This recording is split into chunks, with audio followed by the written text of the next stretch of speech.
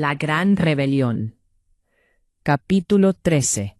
Memoria-trabajo. Incuestionablemente, cada persona tiene su propia psicología particular. Esto es irrebatible, incontrovertible, irrefutable. Desafortunadamente, las gentes nunca piensan en esto, y muchos ni lo aceptan, debido a que se hallan atrapados en la mente sensorial.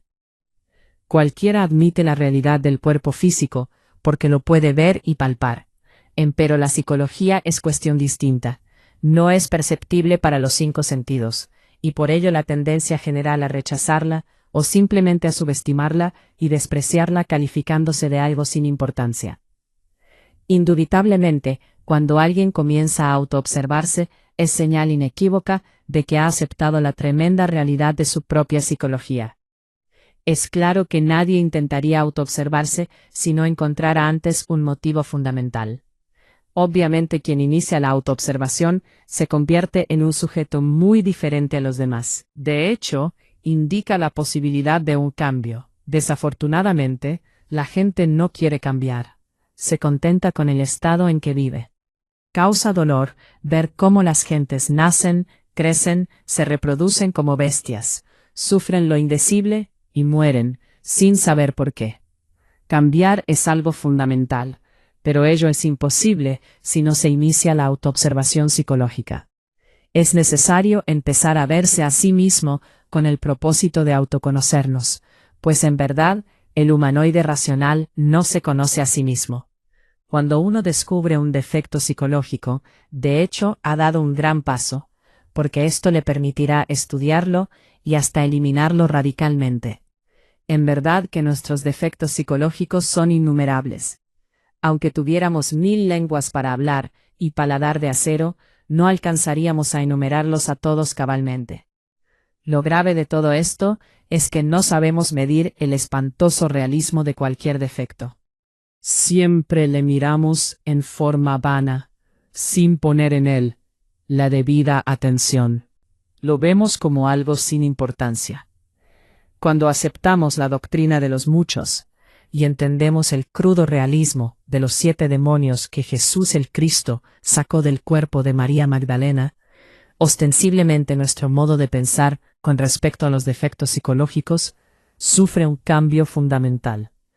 No está de más afirmar en forma enfática que la doctrina de los muchos es de origen tibetano y gnóstico en un 100%. En verdad que no es nada agradable saber que dentro de nuestra persona viven cientos y miles de personas psicológicas. Cada defecto psicológico es una persona diferente existiendo dentro de nosotros mismos, aquí y ahora.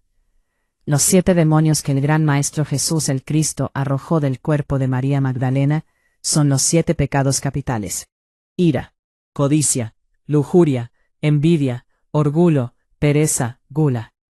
Naturalmente, cada uno de estos demonios por separado es cabeza de legión. En el viejo Egipto de los faraones, eliminar de su naturaleza interior a los demonios rojos de Seth, si es que quería lograr el despertar de la conciencia. Visto el realismo de los defectos psicológicos, el aspirante desea cambiar. No quiere continuar en el estado en que vive con tanta gente metida dentro de su psiquis.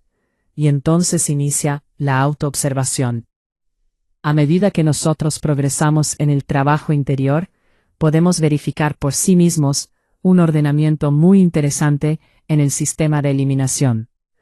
Uno se asombra cuando descubre orden en el trabajo relacionado con la eliminación de los múltiples agregados psíquicos que personifican a nuestros errores. Lo interesante de todo esto es que tal orden en la eliminación de defectos se realiza en forma graduativa y se procesa de acuerdo con la dialéctica de la conciencia. Nunca jamás podría la dialéctica razonativa superar la formidable labor de la dialéctica de la conciencia. Los hechos nos van demostrando que el ordenamiento psicológico en el trabajo de eliminación de defectos es establecido por nuestro propio ser interior profundo. Debemos aclarar que existe una diferencia radical entre el ego y el ser. El yo jamás podría establecer orden en cuestiones psicológicas, pues en sí mismo es el resultado del desorden. Solo el ser tiene poder para establecer el orden en nuestra psiquis. El ser es el ser. La razón de ser del ser es el mismo ser. El ordenamiento en el trabajo de autoobservación, enjuiciamiento y eliminación de nuestros agregados psíquicos va siendo evidenciado por el sentido juicioso de la autoobservación psicológica. En todos los seres humanos se halla el sentido de la autoobservación psicológica, más se desarrolla, en forma graduativa, a medida que vayamos usándolo. Tal sentido nos permite percibir directamente, y no mediante simples asociaciones intelectuales, los diversos yoes que viven dentro de nuestra psiquis.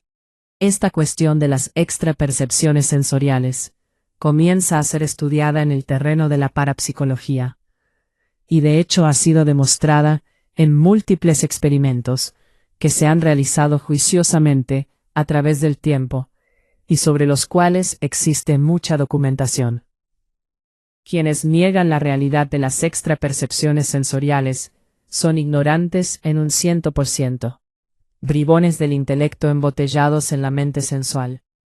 Sin embargo, el sentido de la autoobservación psicológica es algo más profundo. Va mucho más allá de los simples enunciados parapsicológicos. Nos permite la autoobservación íntima y la plena verificación del tremendo realismo subjetivo de nuestros diversos agregados. El ordenamiento sucesivo de las diversas partes del trabajo relacionadas con el tema tan grave de la eliminación de agregados psíquicos nos permite inferir una memoria-trabajo muy interesante y hasta muy útil en la cuestión del desarrollo interior.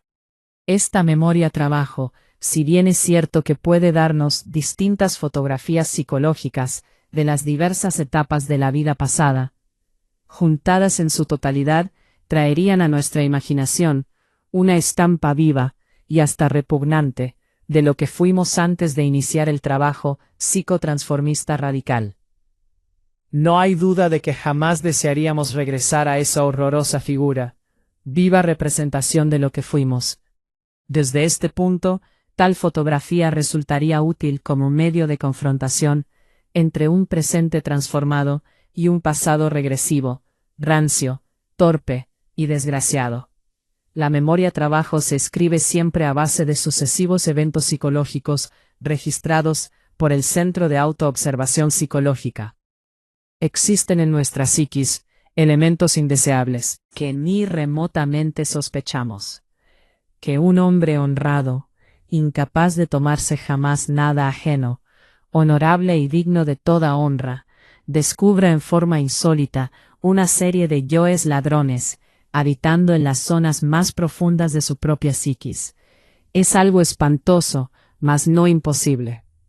Que una magnífica esposa, llena de grandes virtudes, o una doncella de exquisita espiritualidad y educación magnífica, mediante el sentido de la autoobservación psicológica, descubre en forma inusitada que en su psiquis íntima vive un grupo de yoes prostitutas. Resulta nauseabundo y hasta inaceptable para el centro intelectual o el sentido moral de cualquier ciudadano juicioso. Mas todo eso es posible dentro del terreno exacto de la autoobservación psicológica.